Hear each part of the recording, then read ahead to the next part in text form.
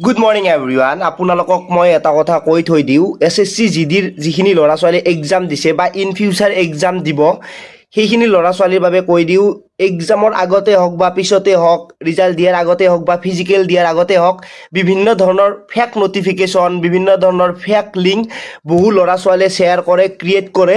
তাৰে পিছত ল'ৰা ছোৱালীৰ মাথাত কিছুমানে ভাবে কি এইটো সঁচা, কিছুমানে ভাবে কি মিছা। যিহেতু SSC GD বহু ল'ৰা ছোৱালী নতুনকৈ এক্সাম দিয়ে, বহুতৰে আইডিয়া নাথাকে। ৰিচেণ্টলি এটা লিংক যিখিনি ৰিজাল্টৰ বাবে আপোনালোকে অপেক্ষা কৰি আছে, এনচাৰ কিৰ বাবে ৰখি আছে, সেইখিনিৰ ক্ষেত্ৰত এটা লিংক মুকলি হৈছিলে, বহুতে পাইছিলে, বহুতে চাবৰ কাৰণে গৈছিলে। এটা ফেক লিংক আছিলে আৰু সেইটো ক্ষেত্ৰত বহুতে কমেণ্ট কৰি আছে যে কম্পিউটাৰত যদি অ'পেন কৰে সেইটো অ'পেন হ'ব। মই অ'পেন কৰি চাইছোঁ, কোনো ধৰণৰ অ'পেন নহয়, সেই লিংকবোৰ ফেক আছিলে।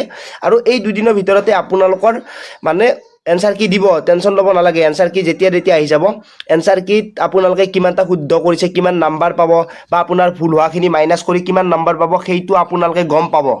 ধৰি লৈছোঁ আপোনালোকে 40টা এনচাৰ কৰিছে আৰু 20টা ভুলকৈ কৰিছে, টোটেল 60টা কৰিছে। 40টাৰ আপোনালোকে পাব 80 নম্বৰ আৰু 20টাত যদি আপোনালোকৰ ভুল হৈছে 5 নম্বৰ মাইনাছ হ'ব।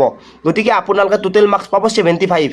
তেনেকৈ আপোনালোকে নিজৰ মাথাতে কেলকুলেট কৰি ল'ব পাৰিব। তাৰে পিছত আপোনালোকে এটা আইডিয়া লগাব পাৰিব যে SSC GDৰ কাট অফ ইমান যাব।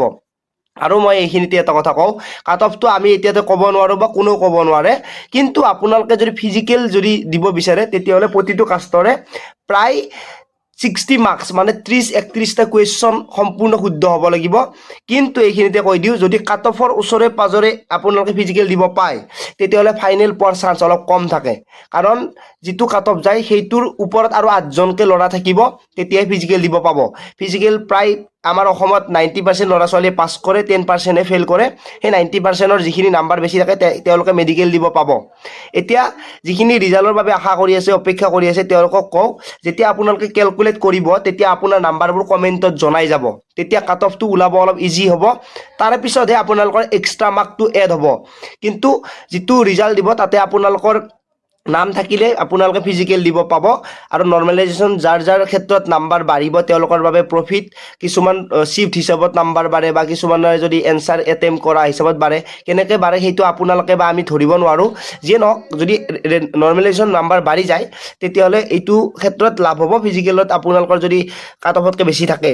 তাৰ বাহিৰেও NCC যিখিনি নাম্বাৰ আছে, প্ৰায় 8 point something, 4 point something B certificate থকাখিনি, তেওঁলোকৰ বাবেতো এইটো এটা ভালেই। কাৰণ 3টা কুৱেশ্যন বা 4টা কুৱেশ্যনৰ নাম্বাৰ এনে পাই যায়, তেওঁলোকৰ ক্ষেত্ৰত বহুত বেছি লাভ হয়।